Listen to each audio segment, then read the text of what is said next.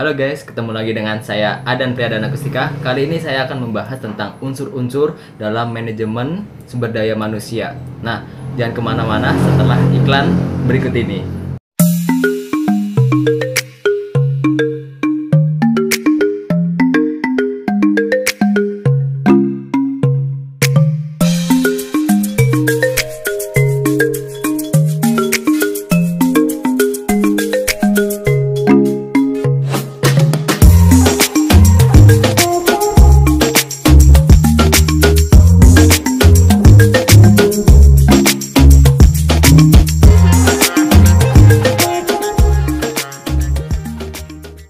Baik, sebelum menuju ke unsur-unsur dalam MSDM, saya akan menerangkan terlebih dahulu apa itu tentang manajemen. Ngomong-ngomong, teman-teman tahu nggak apa itu manajemen? Tidak ada. Baik, kalau belum tahu, saya akan menjelaskan. Manajemen itu adalah alat untuk mencapai sebuah tujuan perusahaan maupun organisasi. Nah, alat yang dimaksud itu menurut saya adalah POAX.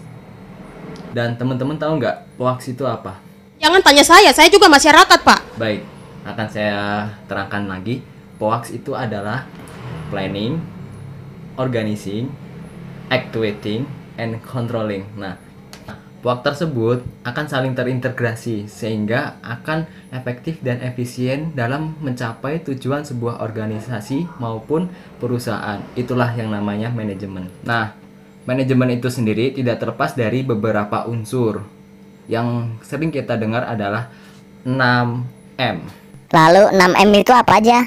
Nah, 6M itu sendiri tidak terlepas dari ada man, ada money, method, material, machine, dan yang terakhir yang paling penting itu adalah market.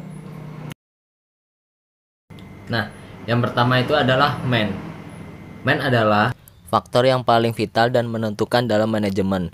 Manusia yang membuat perencanaan dan sekaligus melaksanakan proses untuk mencapai tujuan tersebut. Tanpa adanya manusia, maka tidak akan ada perencanaan dan proses kerja dalam manajemen. Bahkan, dalam dunia yang serba otomatis, tidak ada organisasi yang mampu dapat berkembang tanpa sumber daya manusia. Nah, pada unsur sumber daya manusia harus diperhatikan beberapa hal, yaitu jumlahnya itu harus sesuai dengan kebutuhan dan formasi sebuah organisasi maupun perusahaan. Nah, yang kedua itu harus ada persyaratan seperti keahlian, kemampuan, keterampilan, pendidikan, pengalaman, komposisi seperti dibutuhkan kayak pimpinan, pelaksana, bagian teknis, administrasi, dan lain-lain. Nah, yang kedua itu ada money atau uang.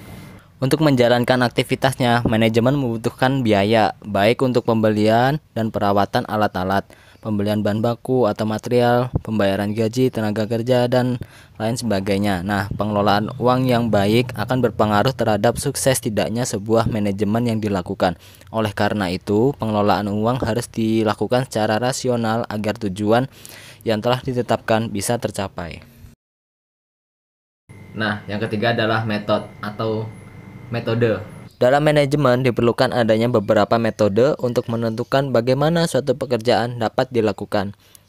Serangkaian prosedur dan instruksi ditetapkan dan mempertimbangkan pada tujuan yang hendak dicapai, fasilitas yang tersedia, uang, waktu, dan kegiatan bisnis.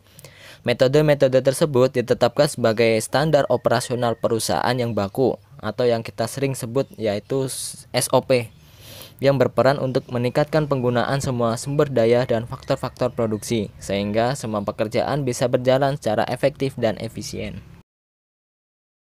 Selanjutnya, yang keempat ada mesin. Mesin merupakan alat yang digunakan dalam proses pengelolaan bahan baku menjadi barang jadi. Mesin dan peralatan kerja lainnya sangat dibutuhkan untuk mempermudah pekerjaan yang sulit menjadi lebih cepat dan efisien, serta berperan dalam meningkatkan hasil dan keuntungan. Dengan perkembangan teknologi, penggunaan mesin semakin canggih dan modern, sehingga bisa meminimalisir kesalahan dalam proses produksi dan pekerjaan menjadi lebih efisien dan efektif dengan hasil yang lebih banyak. Setelah mesin, selanjutnya adalah material. Material itu bahan yang digunakan untuk memproduksi suatu barang di perusahaan maupun organisasi. Ketersediaan bahan baku sangat vital dalam proses produksi, baik berupa bahan setengah jadi atau raw material maupun barang jadi atau finished good. Untuk bisa memproduksi barang yang baik sesuai dengan keinginan, selain dibutuhkan manusia yang ahli di bidangnya, juga harus menggunakan bahan atau materi-materi yang baik dan berkualitas. Nah, yang terakhir ini sangatlah penting, yaitu market atau pangsa pasar. Untuk bisa memasarkan hasil produksinya dengan baik, perusahaan wajib memahami pemasaran dengan baik. Pemasaran produk sangat penting untuk kelangsungan proses produksi dari perusahaan itu sendiri. Proses produksi suatu barang akan terhenti apabila barang-barang yang diproduksi tidak laku atau tidak diminati oleh konsumen. Artinya, pasar sangat penting untuk dikuasai demi kelangsungan proses produksi perusahaan. Pemasaran yang baik memungkinkan barang atau jasa yang dihasilkan mempunyai pangsa pasar. Penguasaan pasar yang baik berperan penting agar barang atau jasa dapat didistribusikan ke seluruh konsumen dengan tetap menjaga dan memperhatikan kualitas dan harga. Hal ini dilakukan dalam rangka untuk memuaskan kebutuhan konsumen dan mencapai tujuan perusahaan. Barang atau jasa yang berkualitas rendah dengan harga yang relatif mahal tidak akan dibeli oleh konsumen. Sekian penjelasan tentang unsur-unsur manajemen sumber daya manusia dari saya. Semoga bermanfaat untuk teman-teman dan goodbye.